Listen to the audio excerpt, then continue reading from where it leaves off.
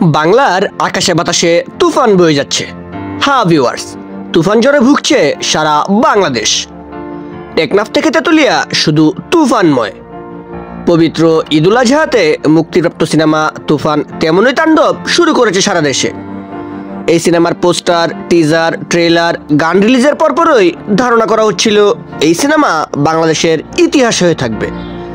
ঠিক তাই হচ্ছে, বরং প্রত্যাশার চেয়েও বেশি কিছু করে দেখাচ্ছে রায়হান রাফি পরিচালিত মেগাস্টার শাকিব খান ও চঞ্চল চৌধুরীর তুফান সিনেমাটি।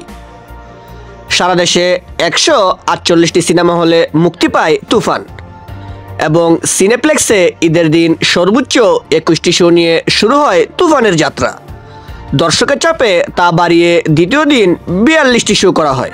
তাও সিনেপ্লেক্স কর্তৃপক্ষ দর্শকের চাপে হিমশিম খেতে থাকে। তারপর আবারও আজকে বাংলাদেশের ইতিহাসে রেকর্ড 57টি শো নিয়ে তুফান তাণ্ডব চালাচ্ছে থিয়েটারগুলোতে। ঢাকার বাইরে সিঙ্গেল স্ক্রিনগুলোতেও চলছে তুফানের জয় জয়কার। আজকে জানাবো দ্বিতীয় দিন শেষে তুফান মোট কত টাকা আয় করলো প্রেক্ষাগৃহ থেকে। সিনেপ্লেক্স কর্তৃপক্ষ থেকে জানা যায় তুফানের প্রথম 2 দিনের টিকিট সেলের পরিমাণ 2,07,00,000 টাকা, যা তৃতীয় দিন শেষে দ্বিগুণ বাড়তে পারে বলে জানান সিনেপ্লেক্স কর্তৃপক্ষ। শুধু তাই নয়, ঢাকার বাইরের সিঙ্গেল স্ক্রিনগুলোতেও এই পর্যন্ত পাওয়া খবরে জানা যায় সর্বমোট 2,54,00,000 টাকার টিকিট বিক্রি হয়ে গেছে তুফানের।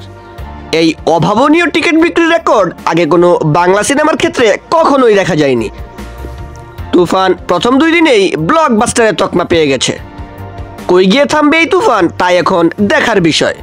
বাংলাদেশের বাইরে 28 জুন মুক্তি পাচ্ছে বিশ্বের বেশ কিছু দেশে। সব মিলিয়ে তুফান 100 কোটির ক্লাবে পৌঁছাতে যাচ্ছে খুব শীঘ্রই, তা আশা করাই যায়। আমরাও সেটা চাই। তুফান এবং শাকিব খানের সিনেমার সকল আপডেট সবার আগে পেতে চ্যানেলটিকে সাবস্ক্রাইব করে রাখুন। ধন্যবাদ।